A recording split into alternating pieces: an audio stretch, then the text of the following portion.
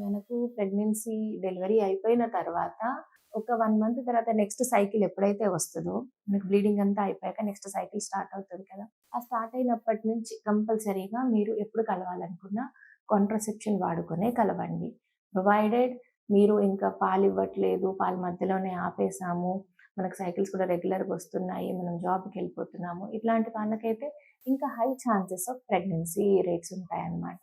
So, ఇట్లాంటి వాళ్ళైతే కంపల్సరీగా కాంట్రాసెప్షన్ అన్నది వాడుకోవాలి. మనం అట్లా వాడుకోకపోతే మనకు మళ్ళీ ప్రెగ్నెన్సీ వచ్చేసేయడము, ఆ ప్రెగ్నెన్సీ ఆల్రెడీ మనకప్పుడే గర్భసంచి అప్పుడప్పుడే రిలాక్స్ అవుతూ ఉంటదనమాట. ఆ ప్రెగ్నెన్సీ యొక్క టెన్షన్ నుంచి. అప్పుడే మనం ఇంకో ప్రెగ్నెన్సీ పెట్టేస్తే మన బాడీ కూడా తట్టుకోదు. ప్లస్ ఒకవేళ ప్రీవియస్ మనకు ఆపరేషన్ ఏమైనా అయ్యుంటే, ఆ ఆపరేషన్ కుట్లలో ప్రెగ్నెన్సీ వచ్చే అవకాశం ఉంటది. స్కార్ ఎక్టోపిక్ అంటామనమాట. లేదంటే ప్రీవియస్ కుట్లు పగిలిపోయే ఛాన్స్ ఉంటది. సర్వైకల్ ఎక్టోపిక్ వచ్చే ఛాన్సెస్ ఉంటది.